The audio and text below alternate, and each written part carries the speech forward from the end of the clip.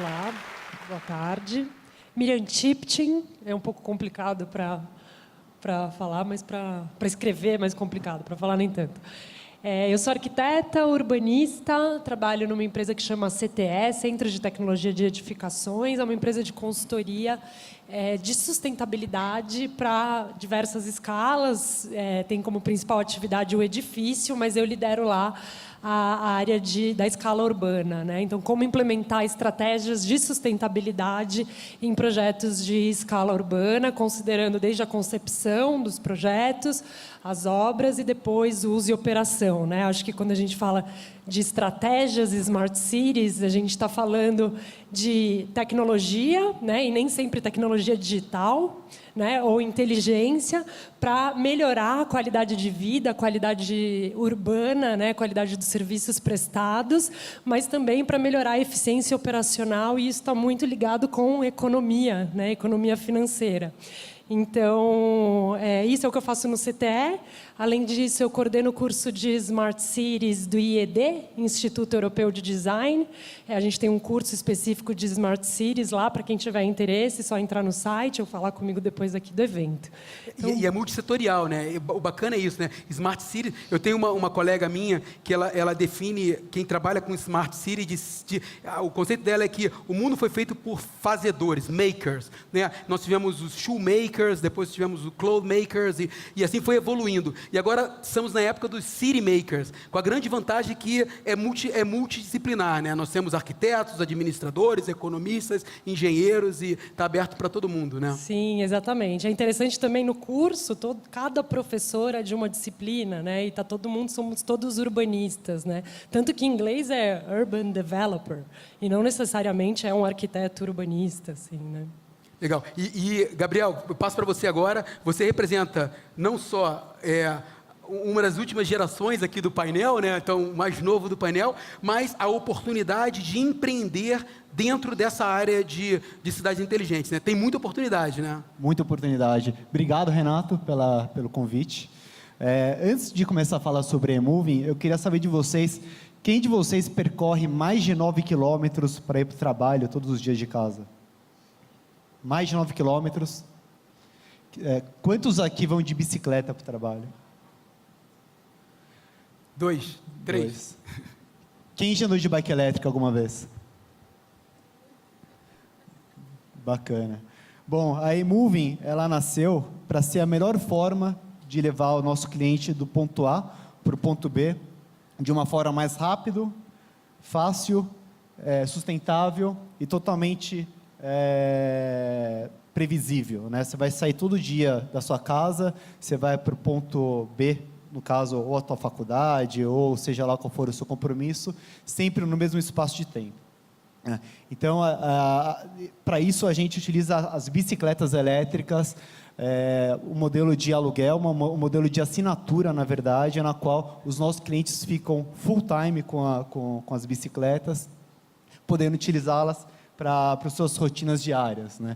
Com isso, aquele cara que demorava 50 minutos para ir todo dia de casa para o trabalho, hoje o cara faz isso em 20 minutos. Para você ter uma ideia, Renato, cada quilômetro que um cliente nosso percorre com a nossa bicicleta, o cara faz isso em mais ou menos 3 minutos e meio.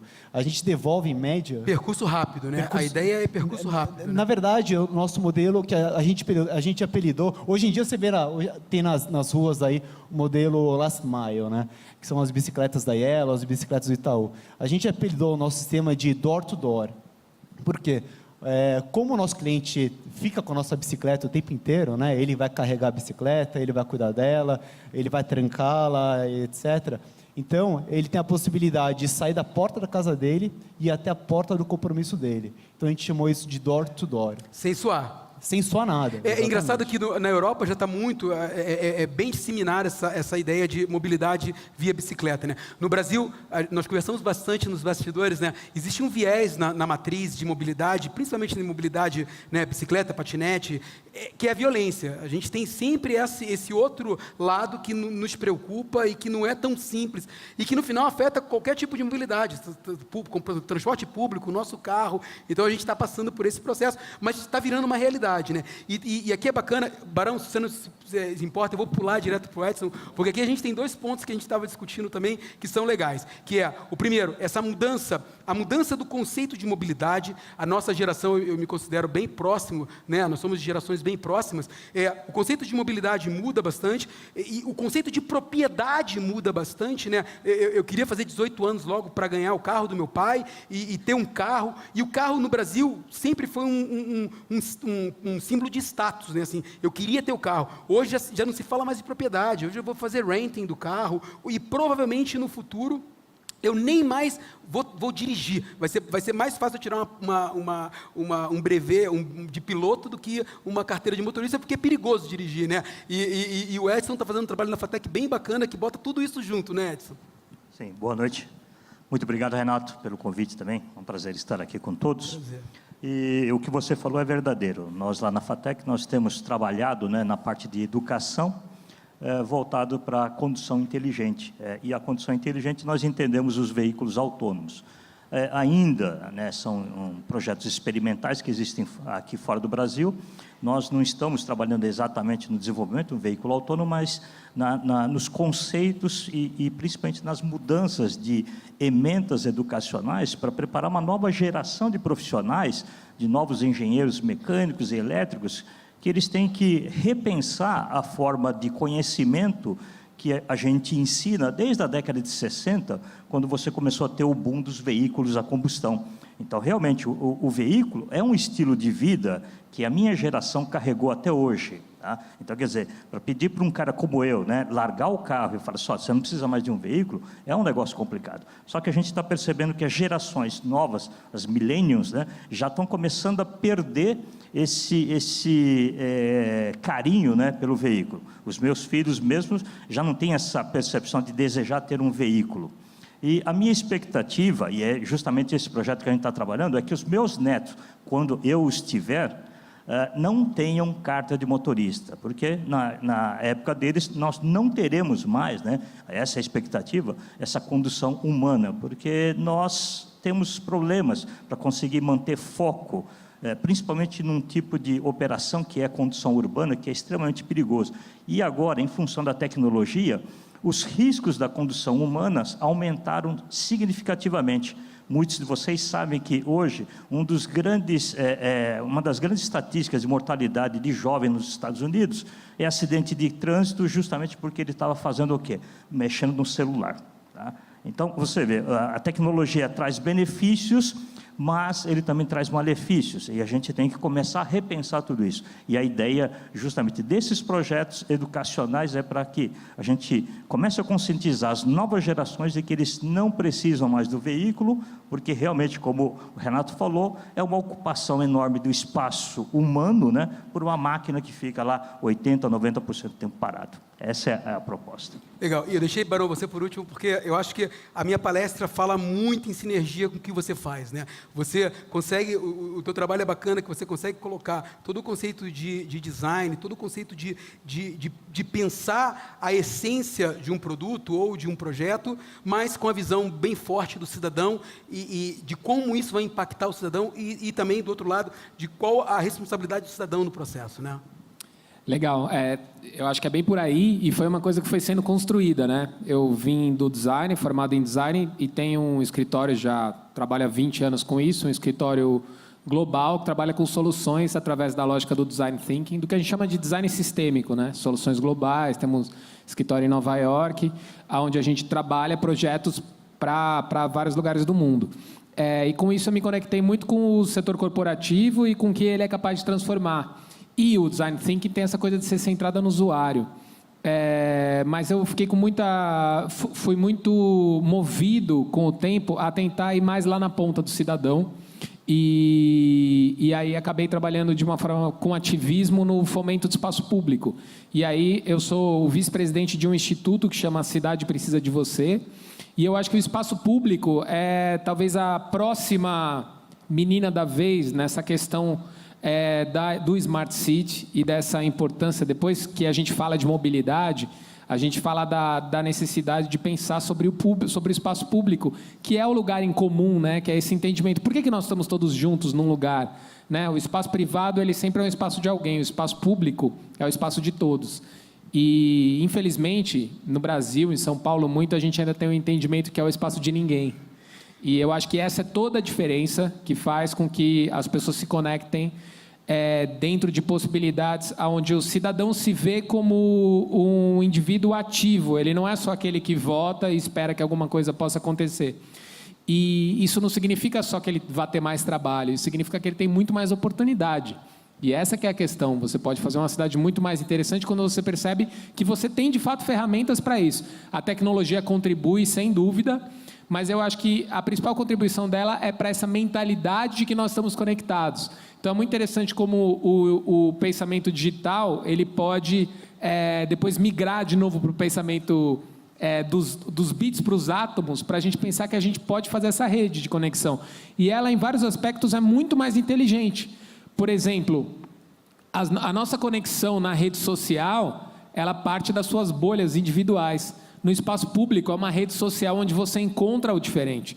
E você olha para ele e você não demoniza ele, né? Porque ele é aquele estranho, o outro, né, da sua bolha. Ele está lá do seu lado, com necessidades muitas vezes parecidas, né? Você humaniza. Então, eu acho que a cidade inteligente, ela é a cidade que consegue trazer de novo esse retorno da dimensão do humano como protagonista, né?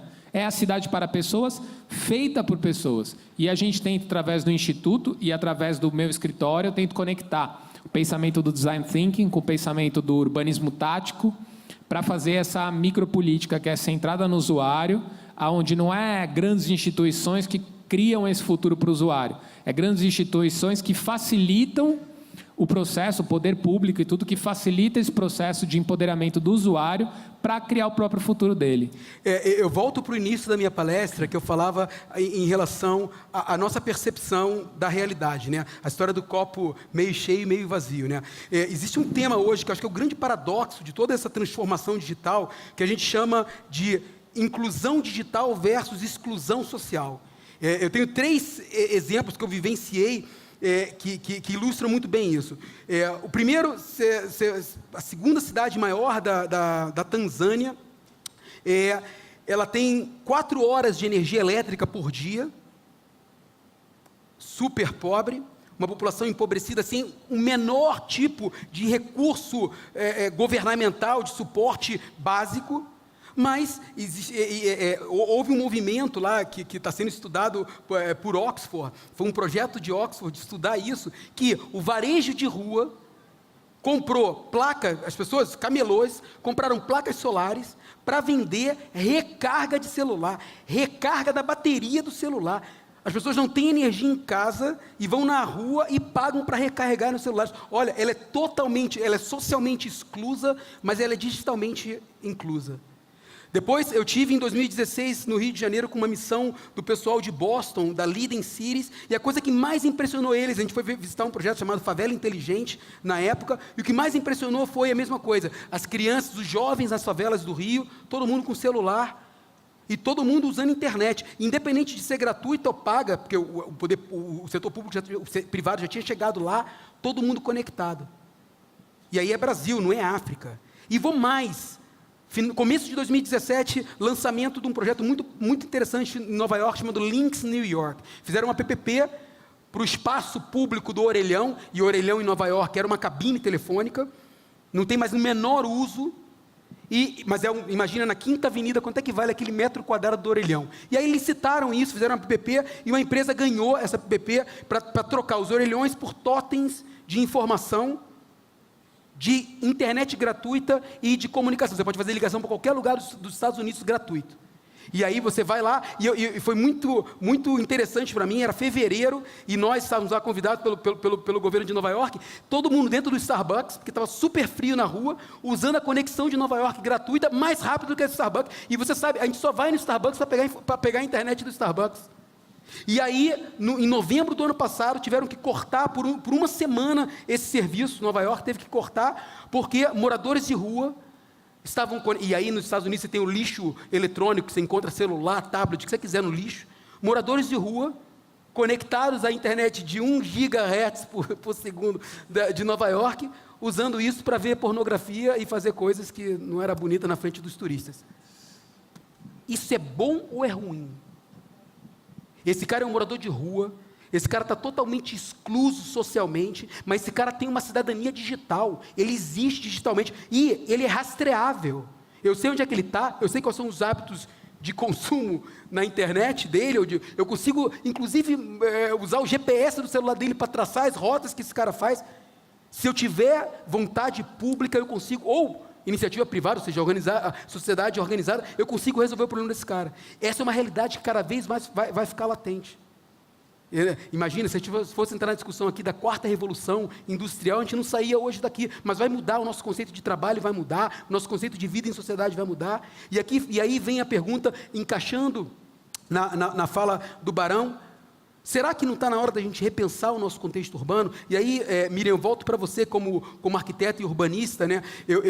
Eu vivenciei no bairro que eu morava, em Barcelona, eu morei em Barcelona até julho desse ano, um projeto chamado Super Ilhas, né, de Barcelona. O que é isso? Barcelona pegou um bairro chamado El Poblenou e devolveu esse bairro para o cidadão. Criou uma área chamada de traffic calming, de redução da velocidade, tirando todo o tráfego do trânsito do bairro para as ruas laterais do bairro, e usando esse espaço público da rua para fazer playgrounds, e Fortaleza tem um projeto bem parecido no conceito, simplesmente fazendo sinalização na rua. E aí, a mesma história, né? Super polêmico, na época os comerciantes não estavam a favor, porque achavam que diminuía o fluxo dentro do bairro, e na verdade, até agora, os números são extremamente positivos.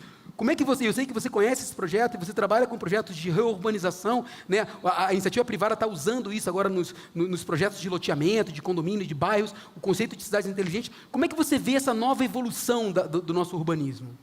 Eu acho que você tocou num ponto que a gente tem que tomar muito cuidado para não entrar num modismo da tecnologia como único meio da gente ter cidades inteligentes, né? A gente bate na nossa porta todo dia empreendimentos de escala urbana, mas que são loteamentos, às vezes abertos, então são novas áreas urbanas, espaços de cidades, mas que são promovidos pela iniciativa privada, claro, seguindo toda a regulamentação do município e das concessionárias, né?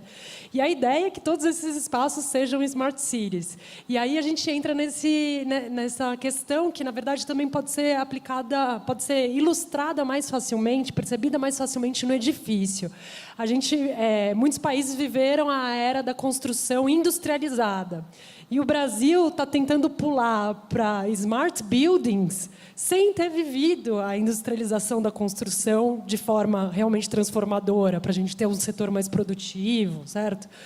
Então, acho que nas cidades é a mesma coisa. A gente tem que tomar cuidado para não fazer esse pulo, esse salto, querendo implementar tecnologias digitais sem pensar em coisas que são básicas para o desenvolvimento urbano sustentável e que não necessariamente precisam de tecnologias digitais, né? Muitas vezes, um planejamento, um plano diretor orientado, que trate de forma inteligente a ocupação da cidade, melhorando, por exemplo, as condições de mobilidade, é uma super estratégia de urbanismo sustentável e que não envolve tecnologias, né? Então, acho que esse é um exemplo. Depois você tem toda a parte dos benefícios ecossistêmicos da vegetação, né, de áreas urbanas vegetadas, seja para melhoria da qualidade do ar, melhoria de microclima, melhoria das condições de drenagem, enfim, uma série de benefícios que é simplesmente com a vegetação urbana, né? Então, a gente tem que tomar cuidado. A questão dos espaços públicos, né, que tem uma referência direta com a mobilidade. A partir do momento que você tem espaços públicos apropriados pela população, você tem espaços vivos, de dia, de noite, espaços mais seguros, né? E aí, com isso, é um incentivo ao pedestrianismo, né, e a modais ativos de transporte. Eu acho que, exatamente, a gente não pode usar a tecnologia como desculpa para modificar o nosso entorno sem um objetivo muito claro, né? Eu concordo plenamente, principalmente quando se fala em urbanismo. E é interessante que se a gente vai para o outro lado, a tecnologia como facilitador do processo, ou seja, quando a tecnologia ela entra numa outra vertente, por exemplo, na mobilidade, nós vimos ontem a palestra do Bebop sobre o Hyperloop. Eu tive o prazer de dividir o palco com o antigo CEO da Hyperloop, quando a Hyperloop foi criada, que era o Rob Lloyd, e foi muito disruptivo, porque esse cara, tiraram ele da Cisco para levar ele para a Hyperloop, numa empresa que ninguém tinha ouvido falar, e nós estávamos em Dubai, ontem o Bebop comentou essa história, e foi em 2016 no Middle East Rail, no evento de transporte ferroviário de Dubai, e o Rob Lloyd foi explicar a Hyperloop pela primeira vez, e ele falou assim, a grande disrupção não está na tecnologia, que a gente não sabe nem como fazer ainda. A disrupção está que nós estamos prevendo fazer essa tecnologia de transporte em tubos pressurizados na metade do tempo da construção de um trem-bala, e por 60% do orçamento do trem-bala. Moral da história, países que nunca tiveram trem-bala, provavelmente, se eles conseguem fazer essa tecnologia, vão passar para essa tecnologia. Só que nesse caso, complementando a Miriam, essa tecnologia ela já nasce no design thinking extremamente orientada ao meio ambiente, orientada a não...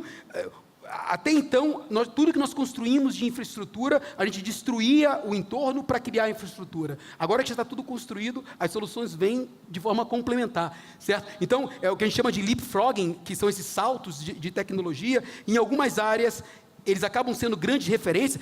Alguns países africanos nunca tiveram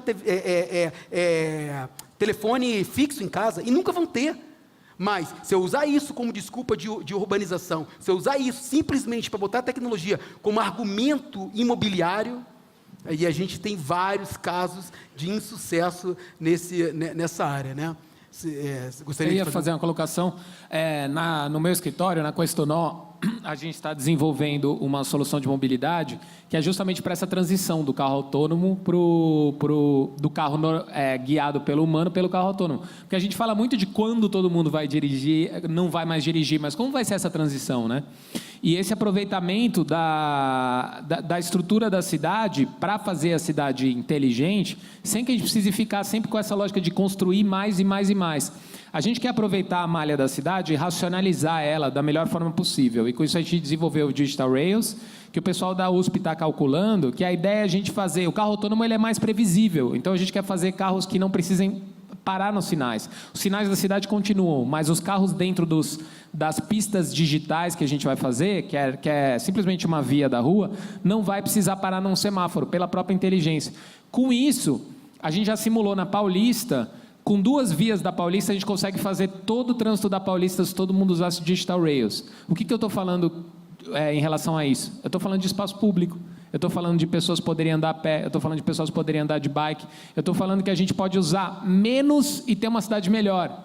A gente poderia ter 1/3 das ruas, 1/4 das ruas para carro. O que a gente vai fazer com o resto? Talvez esse seja o grande legado dos automóveis para a cidade do século XXI.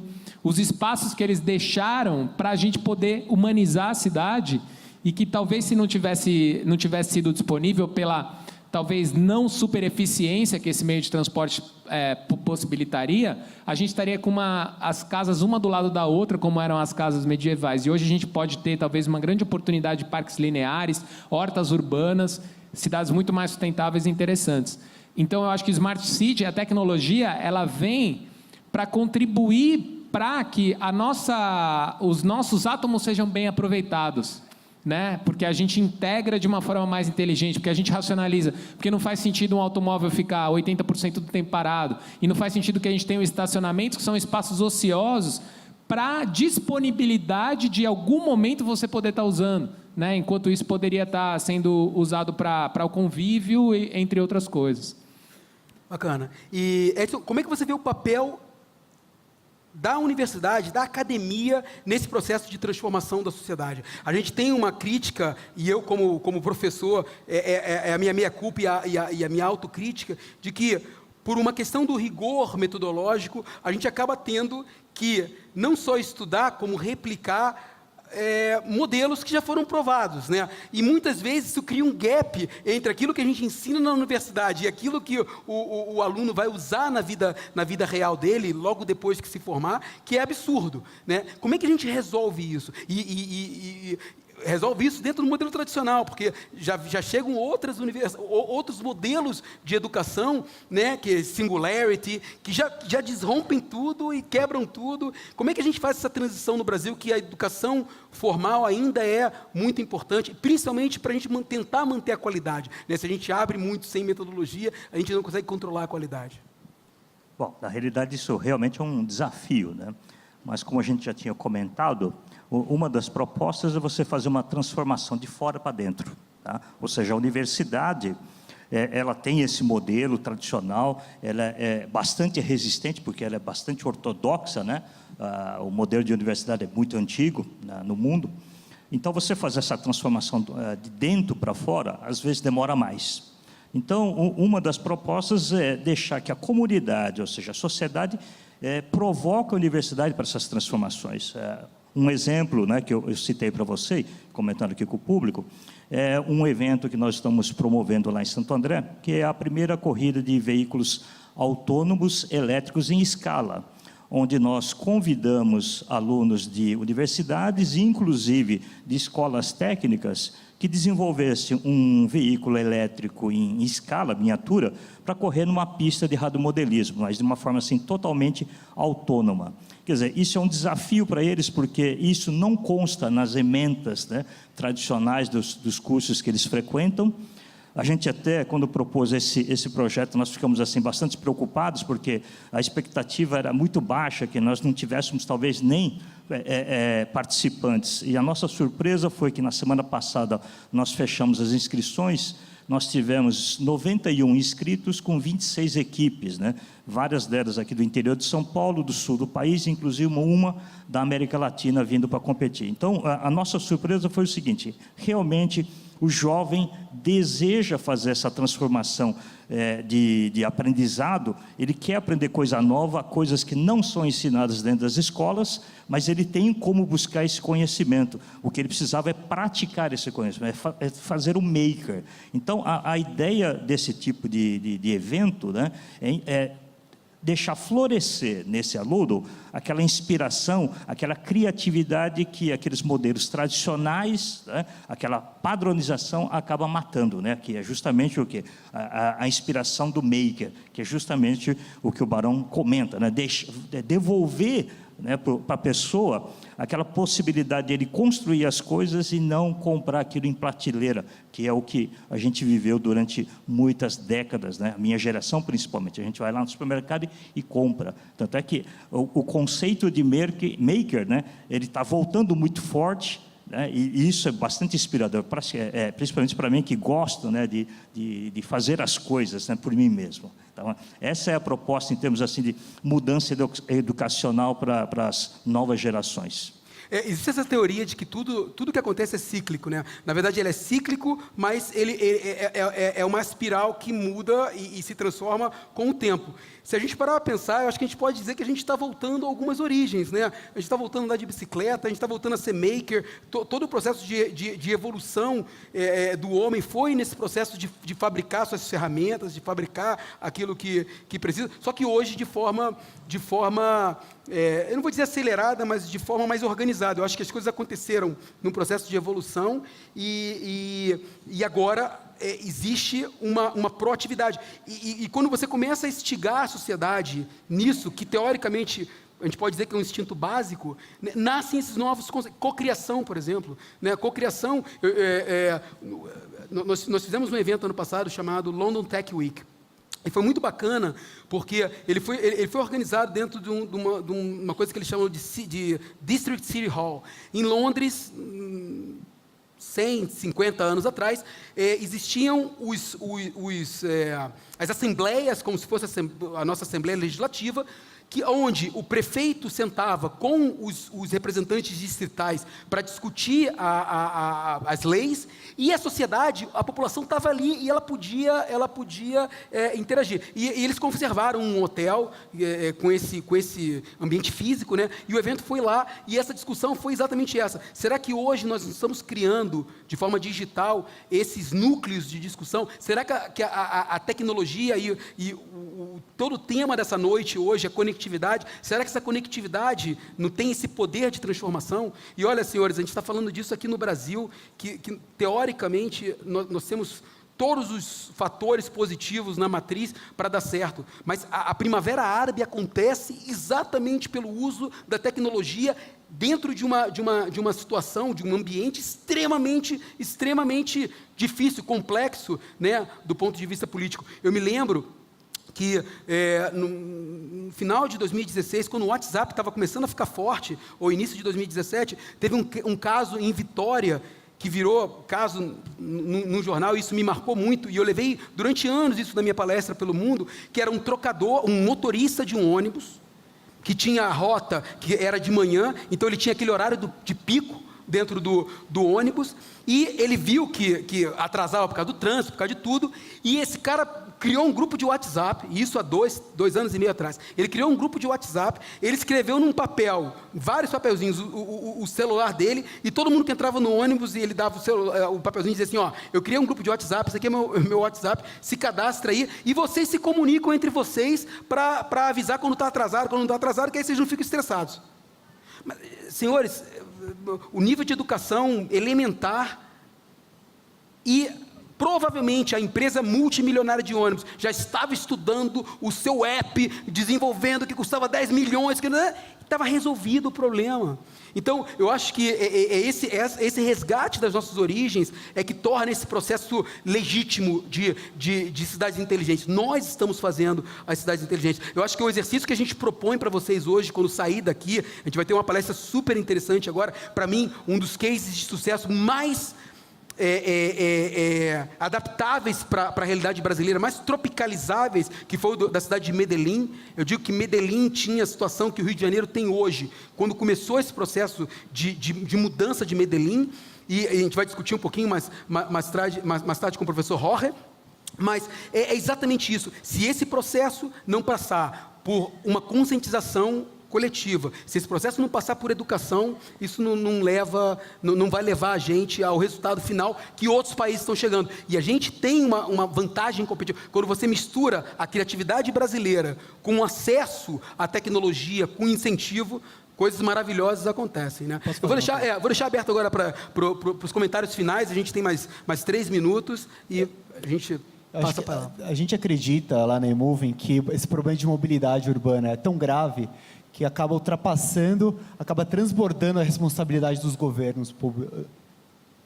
Acho que as empresas, as organizações em geral, clubes, faculdades, enfim, filiações, acho que cabem a elas, sim, incentivar e persuadir de alguma forma os seus funcionários, os seus associados a utilizarem uma forma alternativa de mobilidade urbana.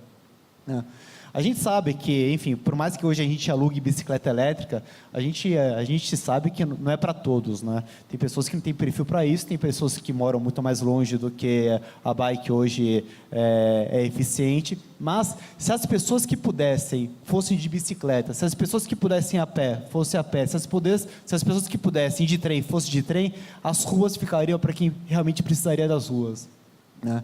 Então a gente acha que as empresas, sim, tem uma responsabilidade muito grande em oferecer uma forma alternativa de transporte. Hoje as empresas praticamente obrigam você a ir de carro, né? Elas te pagam o vale transporte, te pagam a gasolina, te pagam o estacionamento. Pô, mas você perguntou para o cara onde o cara mora, né? Se o cara mora a 2 km, será que não vale a pena o cara vir a pé, ou o cara vir de bicicleta, ou o cara vir, sabe eu como, né? Então é assim que a gente pensa, e essa responsabilidade acho que cabe a todos tem muitos líderes aqui dentro, acho que essa mudança vem de dentro das nossas empresas. Eu queria aproveitar esse mesmo gancho, a mesma questão para espaço público.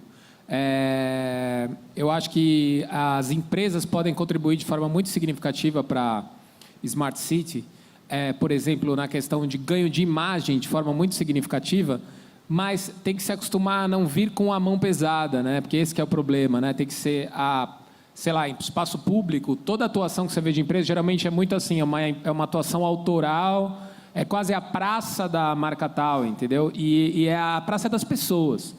Esse entendimento de fazer com, eu acho que é a grande mudança que a mentalidade corporativa tem que ter. Na cidade você tem que fazer com, mobilidade fazer com, espaço urbano. Então, assim, se conectar sempre com os atores significativos das regiões, dos locais, que são os maiores entendedores e que precisam dessas oportunidades, dessa facilitação. Então, eu acho que, assim como o poder público às vezes não sabe onde ele deveria estar, interfere em outras esferas que não deveria ser o seu papel, o poder privado também, da mesma maneira. Muitas vezes não encontra a oportunidade que é essa. Você não precisa criar para as pessoas, você precisa ajudar as pessoas, ser o alicerce que faz com que as pessoas consigam desenhar o próprio futuro. Pensa na festa. A festa, quando a gente faz uma festa da rua, são as pessoas fazendo essa festa. E assim que é legal, é assim que funciona. E é assim que as pessoas se tornam coautores. É muito mais interessante do que elas pagarem simplesmente a entrada e chega lá e elas não têm nenhum sentido de pertencimento daquilo. Elas são meros espectadores. As pessoas não podem ser espectadores das suas próprias cidades. Também só... Plenamente. Só para a gente finalizar, Miriam, eu vou passar para o professor Edson, se tiver mais alguma consideração. Nós já esgotamos o nosso tempo, então... Não, coisa rápida.